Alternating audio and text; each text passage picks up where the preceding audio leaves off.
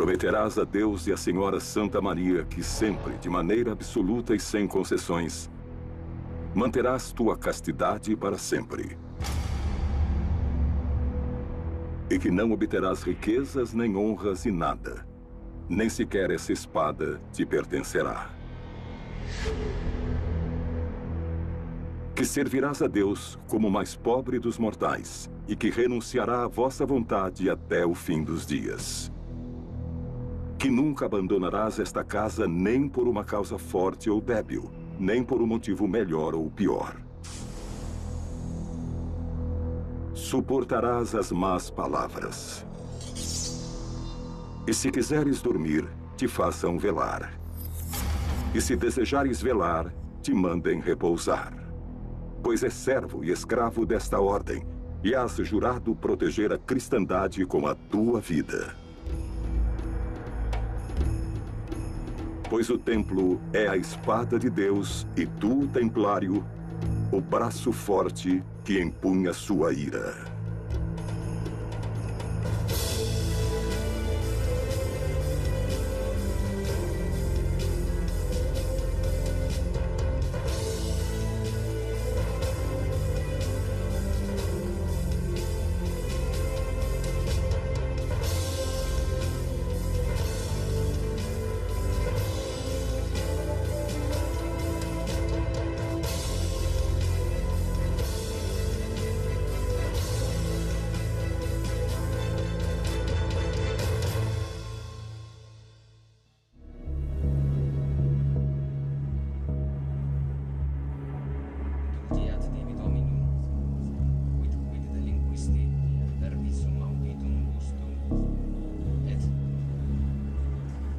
Não é a lepra, nem a peste.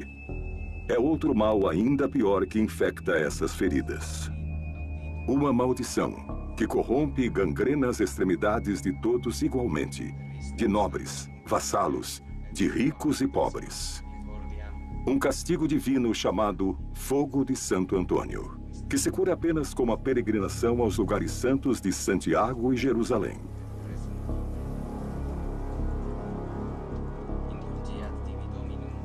Essa mulher não suportará o longo caminho. Para ela, já é tarde demais. Recitará 1000 vezes todas as orações. Abraçará amuletos e atenderá a conjuros e preces. Mas o frio intenso e as mentiras acabarão consumindo tudo. Tudo, menos sua alma.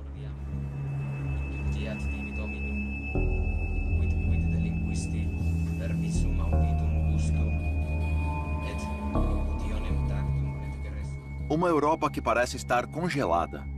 Mais do que chamar de Baixa Idade Média, poderíamos chamar de o amanhecer da civilização cristã. No final do século XI, o que encontramos é uma sociedade que está relativamente feudal.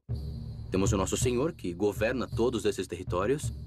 Temos uma série de pessoas que trabalham para ele, são seus servos. A nobreza e o clero estão em um nível privilegiado, enquanto os braçais, os plebeus, se encontram em um patamar inferior na escala social. Digamos que as diferenças são importantes. Os braçais trabalham, os clérigos rezam e os nobres guerreiam.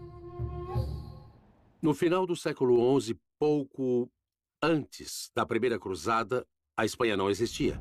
A Península Ibérica era um conglomerado de reinos no norte, no mundo cristão, e no sul, o sul muçulmano, Al-Andalus estava sendo reunificado com o Império Norte-Africano, os Almorávidas, que vinham conquistando e incorporando pouco a pouco seu reino ao reino de Taifas.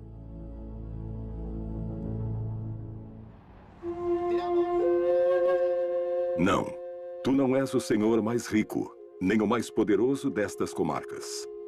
A colheita não foi precisamente a mais celebrada dos últimos anos. E as incursões do inimigo muçulmano são cada vez mais desavergonhadas. Os dízimos são cada vez mais escassos, e a enfermidade devora o que logo será o cadáver de tua esposa.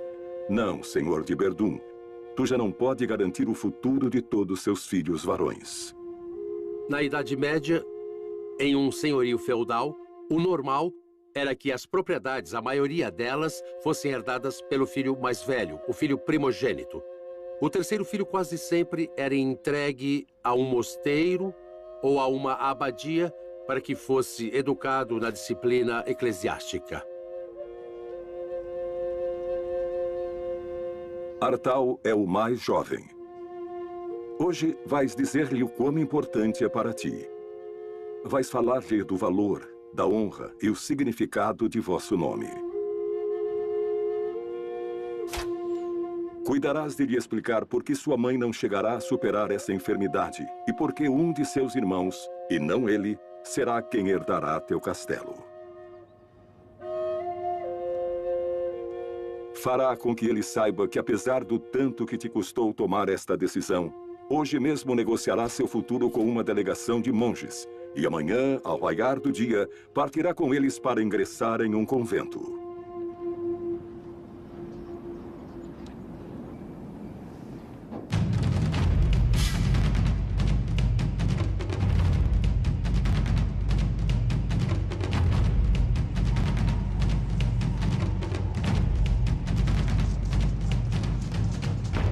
O sistema medieval de Morgado propicia uma concepção de mundo na qual os filhos são um benefício. Quanto mais filhos tivessem, melhor. Mas levando sempre em conta que se tinha que respeitar a primogenitura, ou seja, o mais velho. Daí veio a palavra Morgado. Era ele quem herdava o patrimônio familiar. Aos demais, não restava outro remédio senão entrar na mesma corte do rei, ou em uma ordem religiosa, ou simplesmente pertencer ao estado clerical. A herança era um elemento muito importante naquela época. Os primeiros senhores, os primogênitos, podiam dispor da herança e administrá-la. Mas outros tipos de nobres, como os nobres secundários, tinham opções limitadas. Por isso, se uma pessoa que no século XI abandonasse a casa paterna para ir ao mundo, era muito lógico. Isso tinha todo o sentido do mundo, era muito natural nessa época. Não só na Espanha, mas em qualquer parte da Europa. Fazia todo sentido do mundo que um dos filhos se dedicasse à igreja.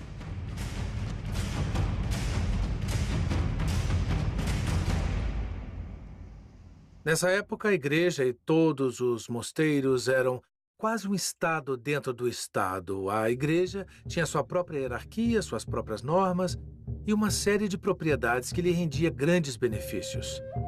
Era muito comum nessa época que houvesse acordos entre um senhor e a igreja para que sua filha ou algum de seus filhos entrasse para a congregação e que deixasse alguma propriedade para que se pudesse manter essa pessoa. Assim, todos se beneficiavam. O nobre garantia o sustento e uma ocupação para sua vida. O grande senhor se livrava do problema, que poderia advir, por exemplo, por ter um filho desocupado. E a ordem religiosa recebia privilégios à medida que, para que esse nobre entrasse na ordem, o grande senhor deveria fazer uma doação ou entregar algum tipo de presente, entre aspas, que a ordem o aceitasse para cuidar desse terceiro filho.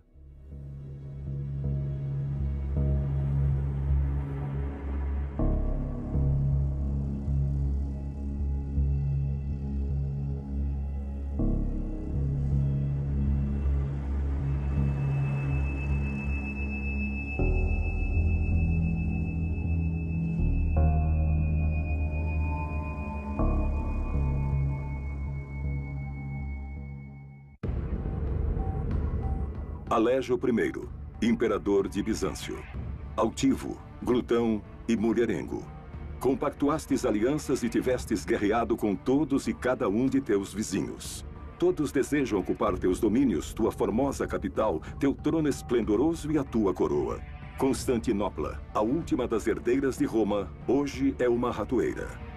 Hoje, no ano 1095 da Era de Nosso Senhor, tudo está prestes a mudar. Vindos do leste, a dinastia Seleucida e seus poderosos exércitos avançam sobre teus domínios.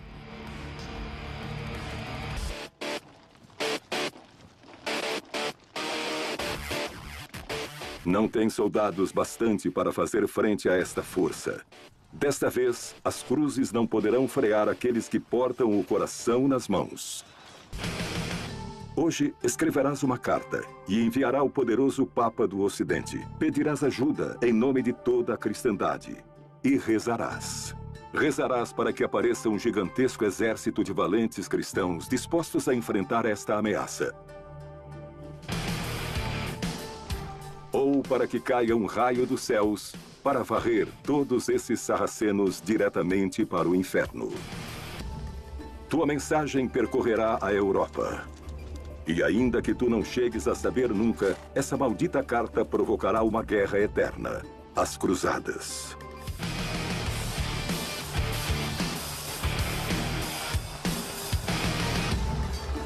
Sim, seguramente foi Alejo I, com essa carta, que desencadeia a ideia de que a cristandade tem que fazer algo para evitar que os muçulmanos sigam avançando para o Ocidente. Provavelmente, do ponto de vista da grande política internacional, essa carta desencadeou todas essas questões.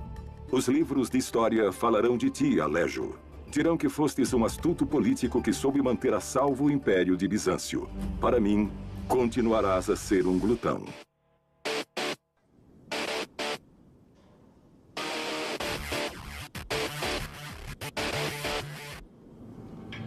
Antes da carta de Alejo I, havia uma série de movimentos que propunham a unidade do mundo cristão contra o Islã.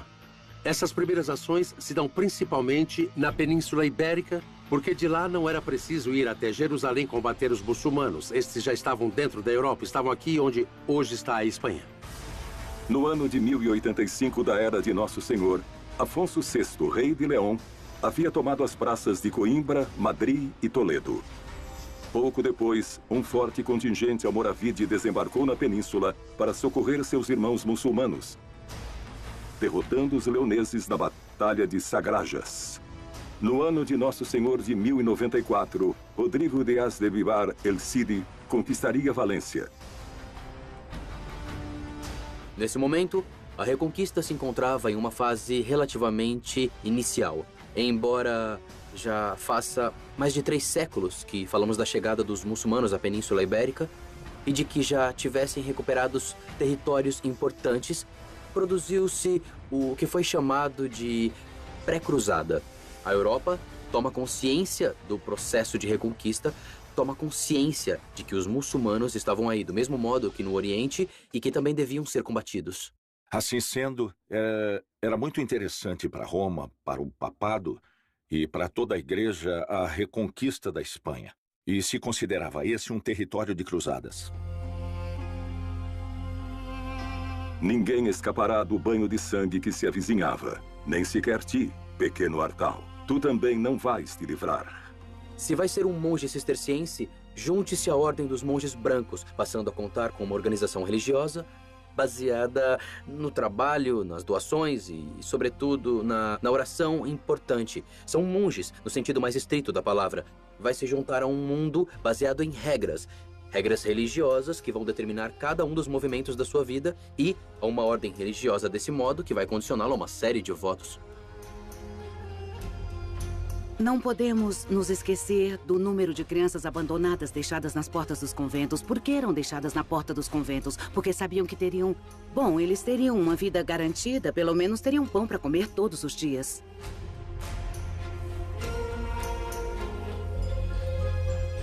A regra de São Benito prevê a possibilidade de que os pais possam levar seus filhos ao monastério para serem monges. São Benito fala deles, São Benito fala dos meninos. Mas esses meninos não seguiam estritamente o ritmo monástico. Para eles era bem mais suave. E só quando alcançavam determinada idade era quando decidiam se iniciavam o noviciado ou não. Era raro o menino criado em um convento ou a menina que foi criada em um convento que abandonasse o convento. A vida fora era muito mais difícil.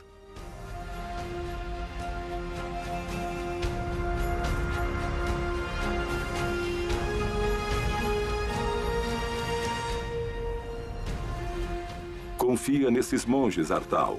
Eles farão de ti um homem sábio e temente a Deus. Ensinar-te-ão a orar e a viver do trabalho de tuas mãos, pois a ociosidade é inimiga da alma. Rezarás 8 vezes ao dia e comerás uma vez. E não sentirá necessidade de sair deste monastério. Isso não convém de forma alguma à tua alma. Jurarás obediência ao abade e aos teus irmãos. Prometerás ante a Nossa Senhora Santa Maria que sempre, de maneira absoluta e sem concessão, manterá para sempre a tua castidade, e que servirás a Deus como monge e como o mais pobre dos mortais. Os 3 votos eram voto de obediência, de pobreza e castidade. Os votos, por que o fazemos? A finalidade última do voto é acompanhar Jesus. Queremos acompanhar o Senhor Jesus. Ele aparece no Evangelho vivendo na total pobreza, vivendo em obediência e vivendo em castidade. Aí o religioso diz, quero servir como Jesus. Tudo isso é, como dizer, duro. É duro porque, bom, dessa forma, parte da ascese, da luta, do combate. Eu sei em quem me fiar, e a São Paulo eu também digo, eu me fio no Senhor. O voto de pobreza supõe que eu, ao me incorporar à comunidade, renuncio à capacidade de possuir bens pessoais. E se eu sair do monastério, ao sair, eu não tenho direito de pedir nem um centavo pelos 20, 25 ou 40 anos que se passaram. O ato de pedir do pobre tem outra dinâmica espiritual para enfrentar o desnudamento que, às vezes, é duro. Posso comer e posso cear e tenho uma cama em que dormir e tenho o suficiente para viver. Talvez o voto mais forte seja o da obediência, porque, logicamente, é onde a liberdade está em jogo.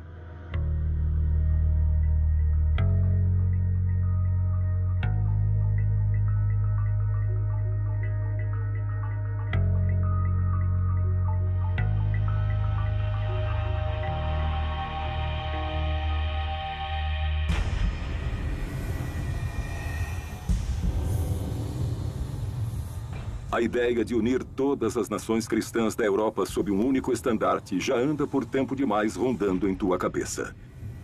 E essa carta, reclamando tua ajuda, chega em momento muito adequado. Parece ter caído dos céus. Sois Urbano, o segundo, o Papa de Roma. Quem melhor que tu para liderar essa união de infantes, reis e cavaleiros contra os inimigos de Deus? Hoje te armarás de valor e vais declarar a primeira das muitas cruzadas que estão para vir. Urbano II era um papa muito peculiar. Provavelmente tivesse gostado mais de ser o general que dirigia umas tropas ou um exército do que o pastor dos cristãos, o pastor dos católicos, que é o Papa de Roma.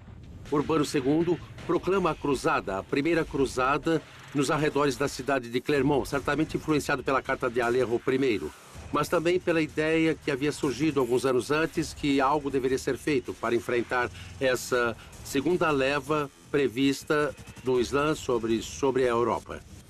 Nas cercanias da cidade de Clermont, haviam se reunido milhares de fiéis dispostos a deixarem-se seduzir por tuas palavras. Fale-lhes de todas as atrocidades que estão sofrendo nossos irmãos cristãos no Oriente. Minta-lhes, diga-lhes que chegaram inclusive a queimar igrejas. Diga-lhes que tu, ou melhor ainda, diga-lhes que Deus, nosso Senhor, lhes ordena partir imediatamente para destruir essa raça vil que ocupa a Terra Santa. Prometa-lhes que todos aqueles que morrerem por esse empenho serão absolvidos de todos os seus pecados. Prometa-lhes a vida eterna. E quando lhes perguntar se poriam suas espadas a serviço dessa guerra santa, eles todos responderiam: Deus o quer, Deus o quer. Era esse o grito dos cruzados, Deus o quer. E o que o Papa reclama nesse discurso é a unidade. Diz, acabai com vossos enfrentamentos. Não somos o inimigo, nós cristãos não somos o inimigo. Temos de nos unir contra o inimigo. O inimigo é o muçulmano, o inimigo é o sarraceno. O Papa Urbano II chamou às armas os europeus para irem defender e libertar a Terra Santa. Claro que nos dá a ideia de um personagem, de um papa muito imbuído nesse espírito que chamamos de reconquista da Península Ibérica, de cruzadas em geral, que devia provocar e que realmente provocou um efeito bem imediato nas pessoas de seu tempo, porque houve uma resposta massiva ao chamado do Papa em seu discurso nessa predicação de uma cruzada em Clermont-Ferrand em 1095.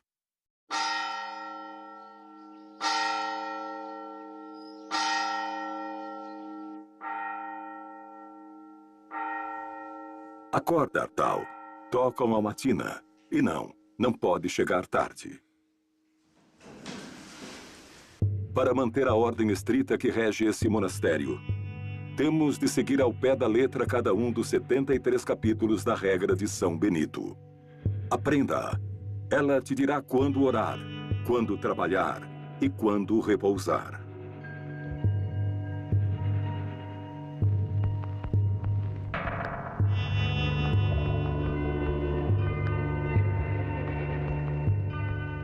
Havia algumas regras, por exemplo, sobre a ingestão de determinados alimentos em certas épocas do ano.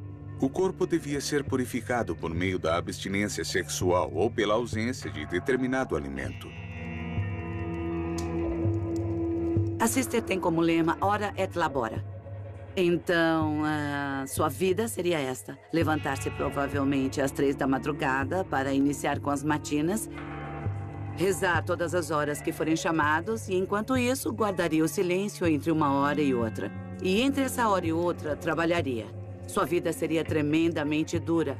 Acabaria jantando uma sopa de verduras, quase sem verduras, por volta das 6 da tarde. E 6 ou 7 da noite iria dormir. Dormiria com rezas intercaladas para seguir o cumprimento das horas.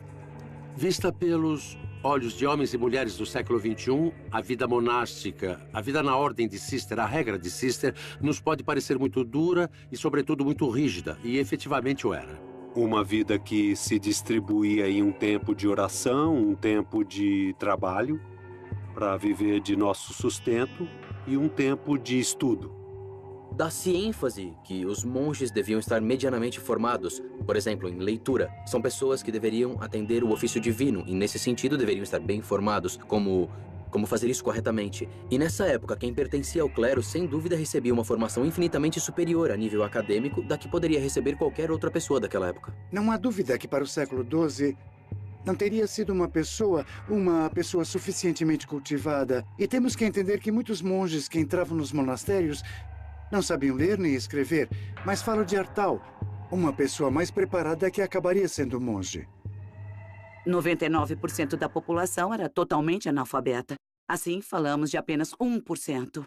Me parece que Artal vinha de um contexto social um pouco mais cuidado, não era um servo de gleba, mas não há dúvidas que seria um rapaz preparado em um ambiente um pouco cultivado, de ordem, de leitura. Ainda que não entendesse, ia se ensinando e ele ia aprendendo. Mas a educação não terminava nunca. Segundo as capacidades da pessoa, poderia ir crescendo e se converter desde um homem de ciência, conhecedor de um antigo tratado de farmacopeia, até um especialista nas Sagradas Escrituras, um miniaturista ou um copista essencialmente de livros. Walter, o indigente. Assim é que te chamam. Tua contínua obsessão de viver na mais extrema pobreza te garantiram essa alcunha. Teus dotes de orador serão decisivos na hora de convencer milhares de camponeses, deserdados e mendicantes sem futuro para que se unam ao valente e desastroso exército que logo partirá para a Terra Santa. Não será o único a liderar esta expedição. Pedro o Eremita, outro iluminado que acreditou no valor de face do mandado do Papa Urbano, já estava pregando pela Europa. Mais de 20.000 desgraçados já haviam decorado seus farrapos com estampas da cruz e estão dispostos a segui-lo até o próprio reino dos céus. Não sabem ler, não têm a menor noção do tamanho do mundo ou da extensão dessa viagem. Apenas no que acreditavam é que todos os seus pecados serão perdoados ao arrebatarem Jerusalém dos muçulmanos. Depois do chamamento em Clermont em 1095, iniciou-se na Europa um processo muito interessante e, ao mesmo tempo, muito amplo de peregrinação massiva. Uma peregrinação que não estava tão orientada em visitar os lugares santos, mas como uma conquista pela espada de tais territórios.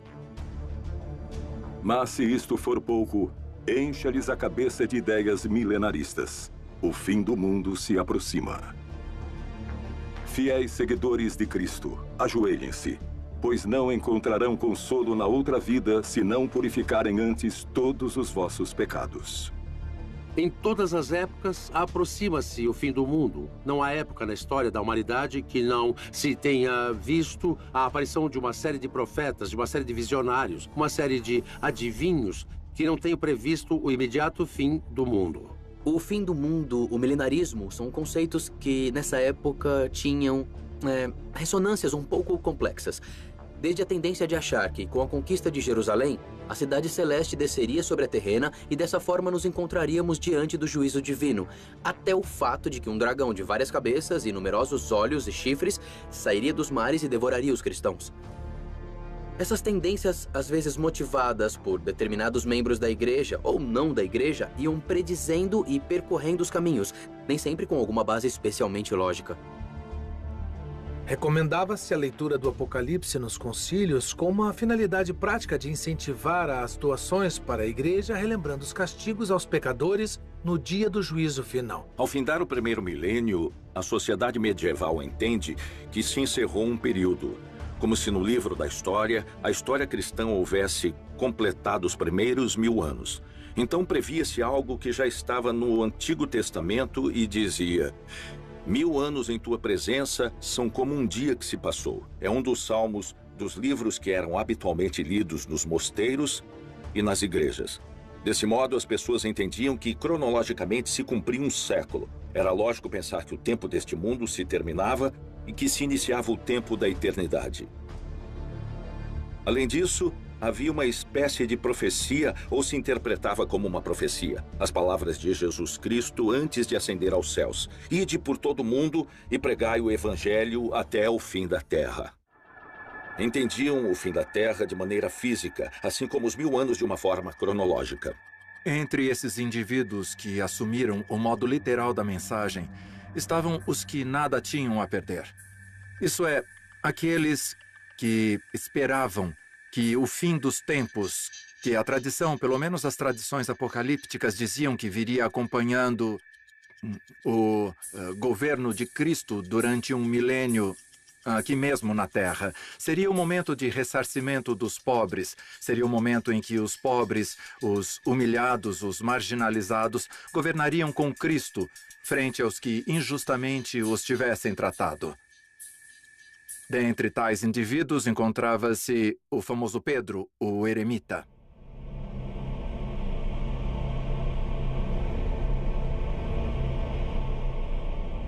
Pedro, o eremita, que era um louco, um iluminado, um homem convencido de seu caráter messiânico, que teria sido designado provavelmente por Deus para encabeçar um movimento que acabe com o Islã e com os muçulmanos hereges, os filhos do mal. Imbuído desse espírito de ir a Jerusalém, de recuperar a Terra Santa, embarca na Cruzada dos Pobres de modo absolutamente insensato. Aquela grande cruzada se valeu da ignorância das pessoas e oferecia possibilidades que não eram reais. Muitíssimas pessoas se apresentavam às cruzadas para expiar seus pecados. Qualquer pessoa carente de estudos, carente de conhecimentos, que nunca tivesse sido escolarizada, podia crer em qualquer dessas teorias e acreditava que iria conseguir.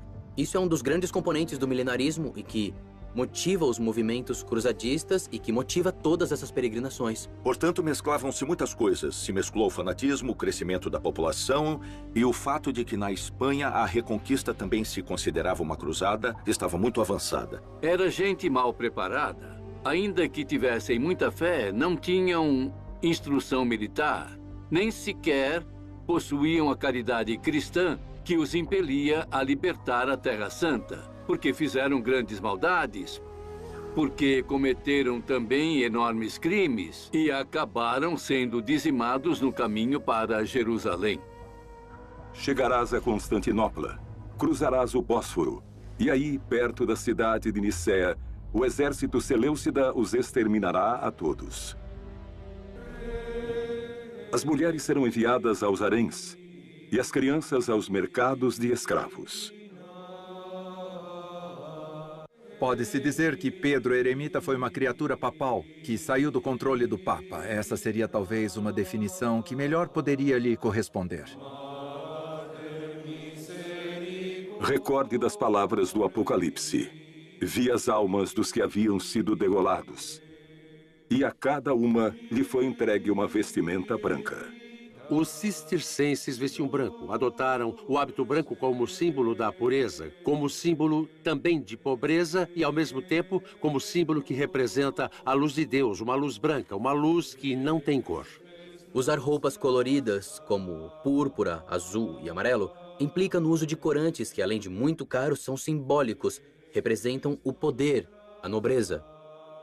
Estes trapos são os mais anacrônicos que temos, porque são dos séculos 10, 11, 12.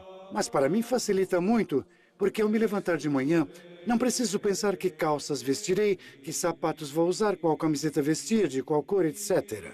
De modo algum, os mosteiros eram lugares enfadonhos, tinham uma atividade impressionante. Havia atividades o dia todo. Os que estudavam ficavam nas bibliotecas, aqueles que copiavam os códices, copiavam as pinturas, os que estavam na horta trabalhavam.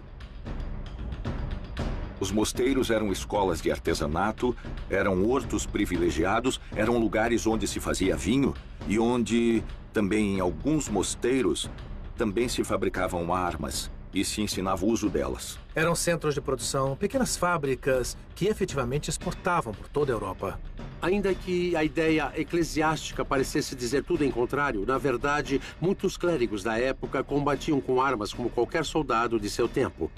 Inclusive, havia muitos bispos que eram muito famosos por serem combatentes extraordinários, soldados que manejavam muito bem as espadas e as lanças. Aprendia-se desde o manejo de espadas até montar o cavalo. E não só isso, ensinava-se a fabricar uma bombarda, que era um dos canhões mais originais e mais primitivos, a usar fogo grego e usar a pólvora, tudo isso.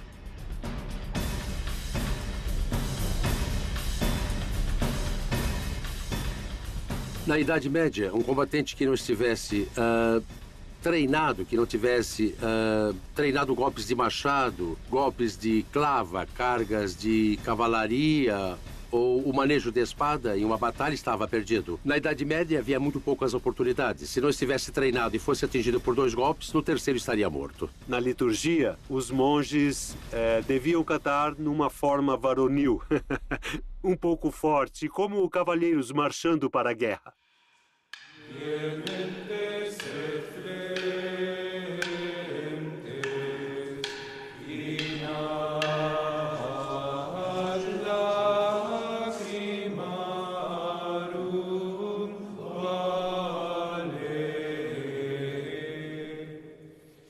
A cruzada de Walter o Indigente e Pedro o Eremita não foi debalde. Os príncipes europeus haviam se unido frente a poderosos exércitos e não tardaram em chegar à Terra Santa. Centenas de cavaleiros uniram-se à cruzada promulgada pelo Papa Urbano. Houve chefes de exército organizados, exércitos feudais, que decidiram seguir os passos de Pedro o Eremita.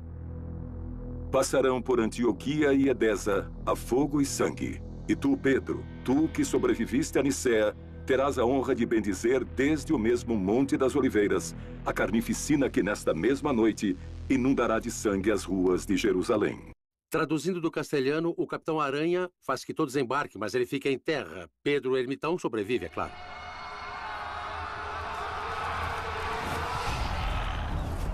Jejuareis por 3 dias. E assim como Josué fez em Jericó, marcharão descalços em procissão ao redor da cidade. E ao final de 9 dias, pela graça de Deus, suas muralhas se dissolverão. Construirão poderosos aríetes e torres de assalto.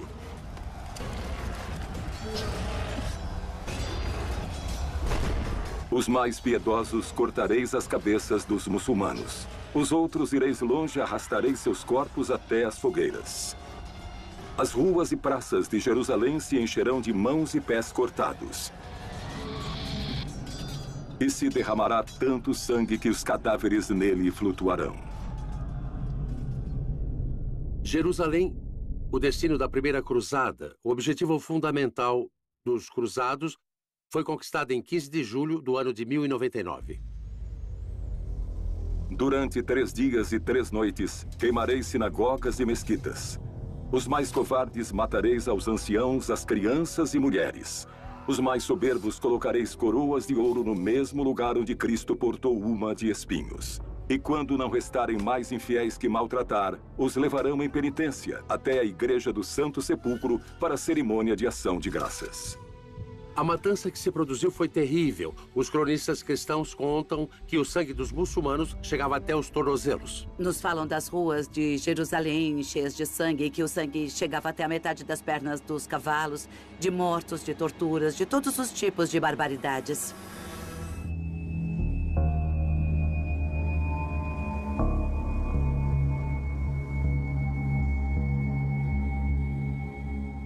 O desfecho das cruzadas é muito triste, em todos os sentidos. Representa um dos grandes fracassos da humanidade. Desde Roma, te manterás adiante do avanço de tua guerra santa, a primeira de muitas que estão por vir. Mas tu, Urbano, tu morrerás 14 dias antes da Batalha de Jerusalém. Nunca saberás se a Terra Santa chegou a ser liberada, e eu também nada direi.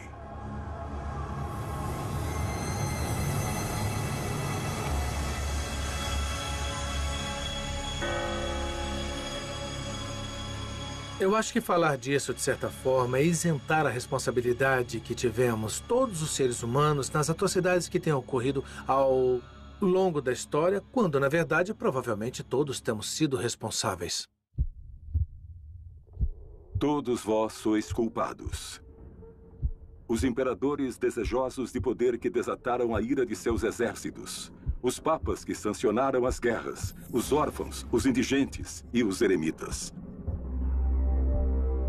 Pois por vossas culpas nascerá um exército de cavaleiros condenadamente crentes, aos quais chamareis templários. E eles vos farão recordar de cada uma das palavras do Apocalipse. Ouvi uma voz que dizia: venha e veja. E olhei. E eis que vi um cavalo branco, e aquele que o montava foi-lhe entregue uma coroa. Venha e veja, e olhei. E saltou outro cavalo, e aquele que o montava foi-lhe dado o poder de acabar com a paz da terra. Venha e veja, e olhei.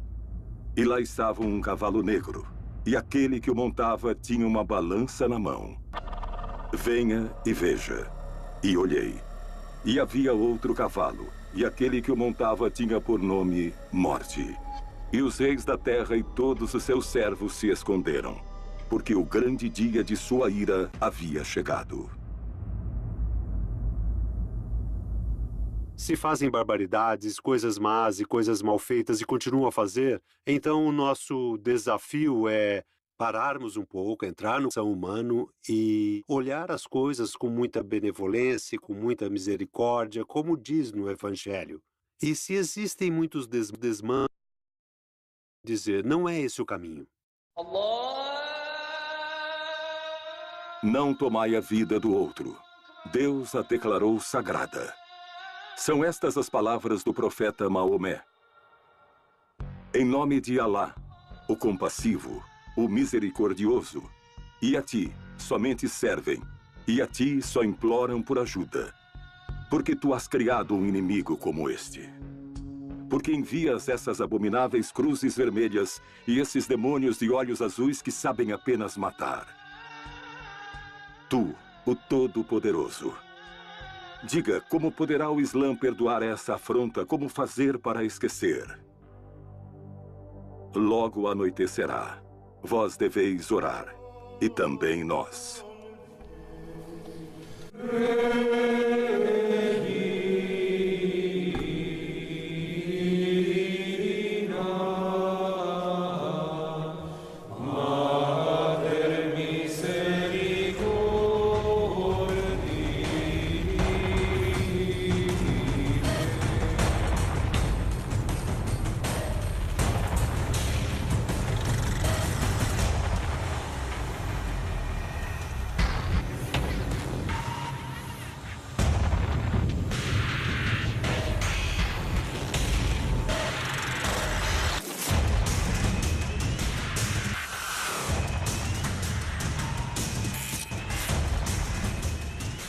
Então eles colocaram Artal deitado no chão, porque São Benito disse que quando se comete uma falta, uma maneira de humilhar-se o monge é deitá-lo no chão, enquanto a comunidade passa por cima do irmão. Eu creio que é para sublinhar essa humilhação da falta, de algum modo, é fazendo penitência.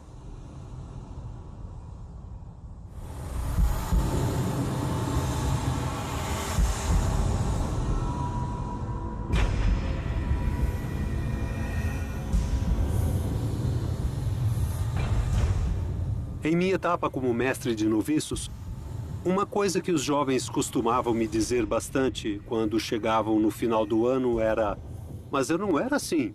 E eu dizia: como não eram assim? Claro que eram assim, mas não percebiam na ocasião.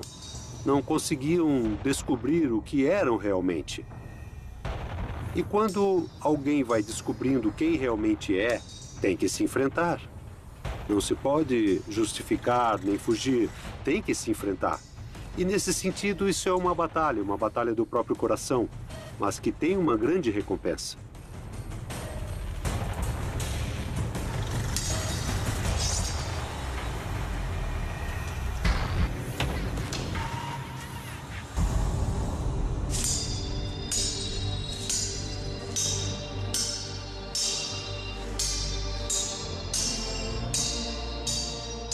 Jerusalém foi libertada. A cristandade é dona da terra que Jesus Cristo converteu em santa. Mas tenho de te advertir, pequeno Artal. Os inimigos são numerosos. Já afiam seus punhais com olhos encharcados de sangue. E logo lançarão suas garras sobre o reino de Jerusalém. Não precisamos de mais monges, já os temos em demasia. Necessitamos de cavaleiros puros, que não duvidem no momento de se entregar à ordem do templo e que não temam derramar seu sangue por Cristo. Para nós, homens do século XXI, é muito difícil entender o sentido de uma ordem militar da Idade Média. É muito difícil. As ordens militares surgem por derivação das grandes ordens religiosas. E surgem em torno de uma ideia que é ora et labora, ou seja, trabalho e oração. Ora et labora, neste caso, o trabalho da ordem militar é defender e lutar pela cristandade. Sendo assim, o membro de uma ordem militar que não deixa de ser um religioso, e muitos deles pertenciam ao estado clerical, em vez de trabalhar o campo, dedicando-se à agricultura ou copiar livros, dedicava-se a aprender o manejo de armas e, quando chegava o momento, ia para a guerra.